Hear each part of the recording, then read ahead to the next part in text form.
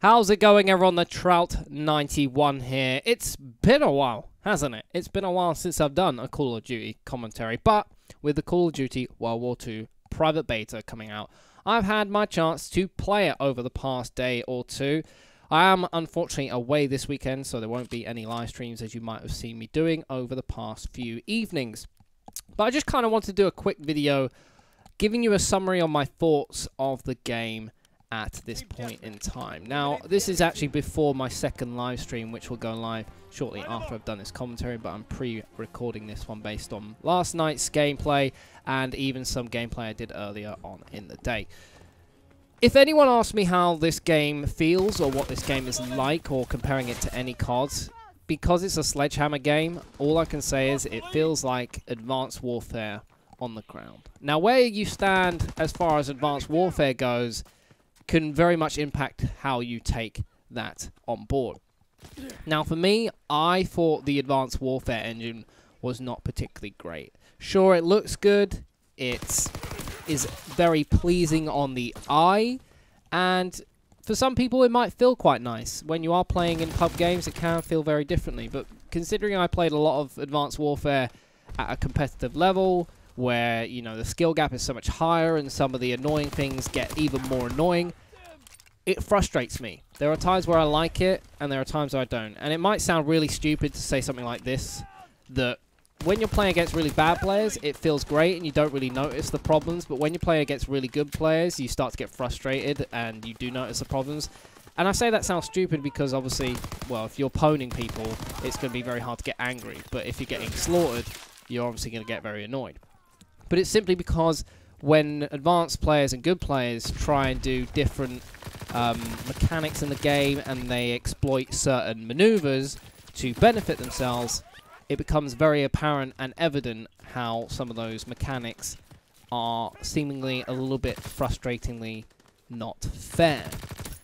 So, it might look good, but for me, it doesn't feel very good. I feel like if this game was on a Treyarch engine, it would probably be one of the best CODs that you have ever played. I genuinely believe that. I'm not saying this is a bad COD. I don't want to come out of the gate saying that in the first day of the beta that I think this is a bad COD. Not even close to that. I think this is probably one of the best CODs we've had in quite a few years. It's definitely much better than all the jetpack games that we've been playing over the past few years. But there are some teething problems, such as the engine from Advanced Warfare being brought forward into this game, and you do notice those things. It's not as frustrating because it is on boots on the ground. The gameplay is slower. People can't get away as quickly and as easily, so those little problems that I had in Advanced Warfare, like the hitbox disappearing and characters not really aligning with the hitbox and the hit wrench disappearing or the auto-aim going a bit wonky, they're not as bad, but they are still definitely there, and I think maybe it's the pessimist in me and the fact that I'm getting older and I notice these things a lot easier than being wowed by the amazingness of a game, that I do tend to pick up on these things a little bit easier. I still think the net coding's not particularly great.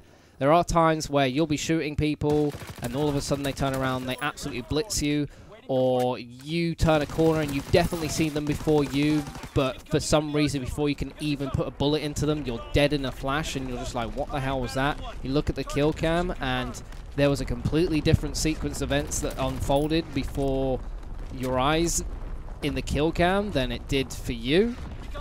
So those were definitely apparent in Advanced Warfare, and it's frustrating to see that they are back in this game. Again, not as bad as Advanced Warfare, but still evident enough that they will get frustrating. And I think anyone who's sitting there going, trying to completely disagree with you, for anyone who has played it or is a little bit worried, I think you give it some time, get some gameplay under your belt, even play at some really good level with some good players, and you will start seeing these kind of things unfold. There are a few things I would change about the maps, like Arden's Forest, which is a snow map you'll see. I think the turrets need to be moved or removed from the one side of the map. They definitely need to be nerfed either in power or the range of movement they have, because they can lock down an entire side of the map. And if you are on a weaker team, you're very limited on the direction you can go. If you go towards the ruins area, it can be locked off by players sitting up into some of the head glitches, which makes it very frustrating to maneuver. So you basically got a middle lane where you are literally going to be slaughtered. And it's not a big map. So you can easily be spawn trapped into that area and absolutely destroyed before you can even get anywhere. Point du Hoc is quite a nice map. I like the range of different variation that you can get in the gameplay and how you want to play it. I do think the middle area needs to be a bit bigger, simply because the point of going over the top is, you know, it's a high-risk, high-reward maneuver, and I think there's too much reward in going over the top, simply because by the time you get up and down, no one's going to have seen you, and anyone sitting in cover isn't necessarily going to find you. And the fact that it is a circular map, it almost means that people are going to be circling around the edges, people are going to be going through the trenches, so it's not really a major risk going over the top, and that's just my simple opinion. I wouldn't mind if maybe the general height of some of the buildings, like the bunker and the building opposite the bunker, would have been raised so you can actually see down into the trenches to give that height advantage a little bit more worth in it, if that makes sense. And the other thing is Gibraltar in the middle of the map. I would say there needs to be an underground passage through the middle, or at least a way for the top side to actually get down to the middle a little bit easier, simply because in the middle, at the top of the stairs, you can't actually see round either side of them, but the team approaching from the bottom of the hill has got two staircases and corners to sit on and perch themselves up from. There's also a turret in the opposite building, which makes it extremely easy for teams to lock you out of coming through the middle. And you have to kind of get by going down one of the two flanks, which again kind of bottleneck into one general direction. So there's not really much maneuverability for one team once they are locked down. I think that's kind of my only main flaw with some of the maps, especially when it comes to Arden's Forest and Gibraltar, is that they are traditional 3-lane maps, and certain lanes of those maps are very easy to lock down for a team, and it makes it very hard actually to break that lock once it's put into place. The only other thing that I will mention at this point in time in the video, because I don't want this to go for too long, there's still things I've got to kind of get my bearings on and decide whether I like or not, is I think the fact that the recon plane or the new UAV should be down to at least 400 points rather than 500, simply because it slows down the gameplay very, very highly, and it makes for more campy gameplay. It's very hard to actually pick up on people, and although you could say, oh, having it at a high streak means that, you know, you earn it more, and because it's not as common, it means that those good players can succeed, and that's fair enough. But if you're on a team with players who are not doing well, it's very hard to counter. If you can't get to a 5-kill streak because you're constantly in the end, I don't think there is any counter perk or anything that will stop you from coming up on those UAVs, and not that I know of at the moment. Someone might have to correct me if that's wrong. It is going to be even more frustrating to block that. You can't actually really get yourself to a position to stop it and neutralize it, whereas when it was such a low kill streak, like a 3-kill streak, you could get 3 kills very easily, even if they had one up in the air, and counteract it. So at least you had something to kind of even the playing field, even when you weren't on a great team. And I think that also goes hand in hand with the fact that submachine guns get suppressors for nothing.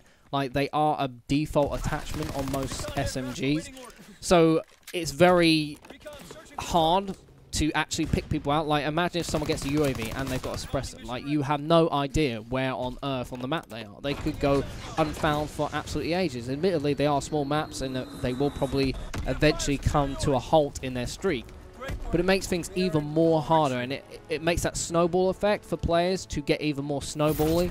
And I think for a casual player, it's not going to be such an enjoyable experience. And when you look at public games for that casual player, it does become a bit frustrating.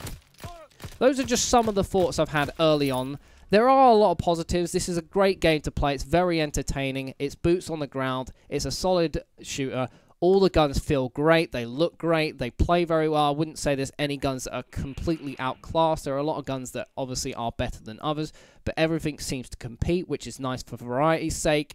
The maps are colourful. They're very World War II-esque. The feeling is great on it, and there are a lot of positives. Although these are mainly focusing on negative things, it's to help the game. Obviously, it's the beta, dropping any feedback, even though no one will probably listen to this video. It's always nice to put my thoughts out there. And obviously warn anyone who might be thinking of dropping their money and time into this game and aren't too sure based on previous fallings in the series.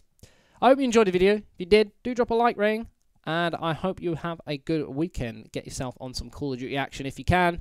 And I'll see you very soon. Peace out.